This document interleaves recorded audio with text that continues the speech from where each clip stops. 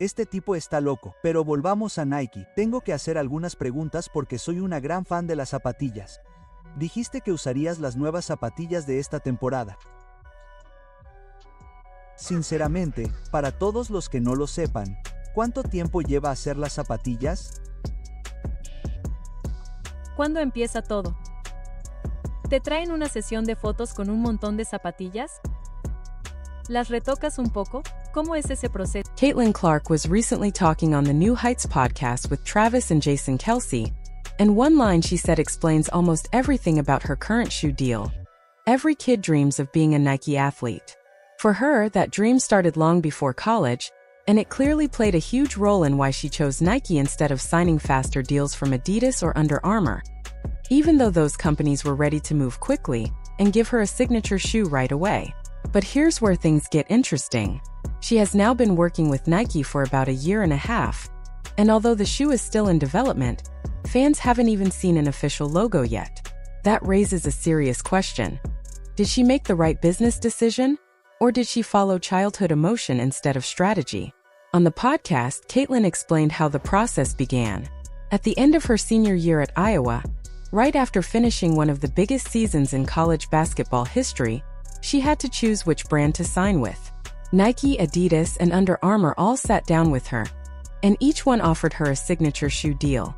That almost never happens, especially for a rookie who hasn't even entered the WNBA yet. She said some brands were ready to move quicker than others, but Nike took longer because their design process is slower and more detailed. Even knowing that, she still chose them because, in her words, Nike and Jordan are the top of the sports world. She grew up seeing those logos as symbols of greatness. That emotional connection matters, but emotion can be risky in business. Caitlin also talked about the design work. She has been testing ideas, working with Nike designers, and trying to create something that feels different but still comfortable. She has played in Kobe shoes for years, so naturally those influence what she likes, but she doesn't want her shoe to simply look like another version of a Kobe model. She wants something that represents her story, her style, her confidence, and her identity on the court. However, when she described what excites her most, she focused less on technology or performance and more on creative colorways, collaborations, and collectible versions fans will want to chase. That's fun from a sneaker culture perspective, but it also shows how she may be thinking more like a sneaker fan than a business strategist at times. Meanwhile, Nike has had a year and a half to prepare, and the shoe still hasn't launched. That delay becomes even more noticeable when you compare her situation to other stars. For example, LeBron James received his first signature shoe in his rookie year back in 2003.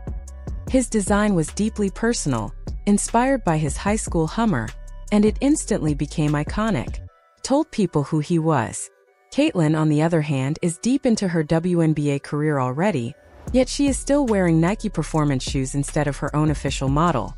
So the question becomes, is Nike truly treating her like the superstar she is? Or are they moving too slowly because she plays in the WNBA instead of the NBA? Caitlin's impact is undeniable. She shattered television ratings, filled arenas across the league, and attracted new fans to women's basketball.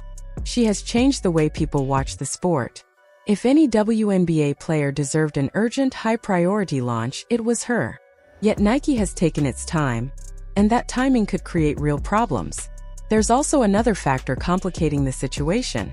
The WNBA's collective bargaining agreement ends soon, and players may choose to opt out. If the league ends up in a lockout or work stoppage, the release of her shoe could be delayed even longer. That would hurt both Caitlin and Nike at the exact moment when momentum should be strongest. Her appearance on the New Heights podcast shows just how hard she is working to keep her name relevant during the off-season. She spoke with Travis Kelsey, who is dating Taylor Swift, and the crossover between sports and pop culture only boosts her visibility. She understands branding. She understands storytelling. She understands how to stay in front of the public, even when games aren't happening. The real concern is whether Nike is matching that same level of urgency. She had options. Under Armour reportedly wanted her badly, and even Steph Curry was upset when they didn't sign her. Adidas would likely have given her faster production, more freedom, and a major marketing push. Both companies could have brought her shoe to stores during her rookie season, when attention was at its peak. Instead, she chose Nike because of the emotional weight the brand carries, the Jordan legacy, the cultural history, the idea of being part of the greatest basketball family in sports. If Nike eventually moves her under the Jordan brand umbrella and positions her as the face of women's basketball at that level, then her decision could turn out to be brilliant. But that outcome isn't guaranteed.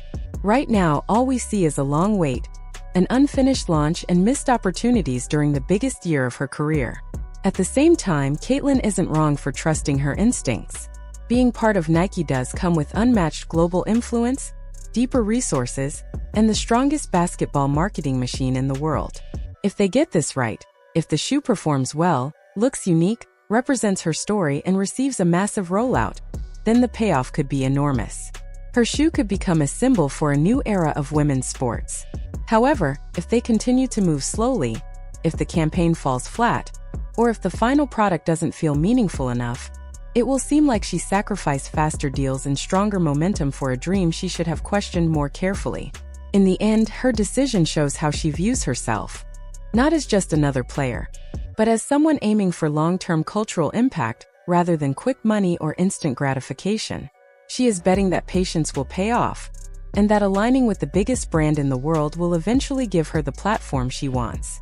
Whether that gamble pays off depends entirely on what happens next. If Nike recognizes her true value and delivers something powerful, the delay will be worth it. But if they fail to meet the moment, then they will have wasted one of the most influential athletes women's basketball has ever seen.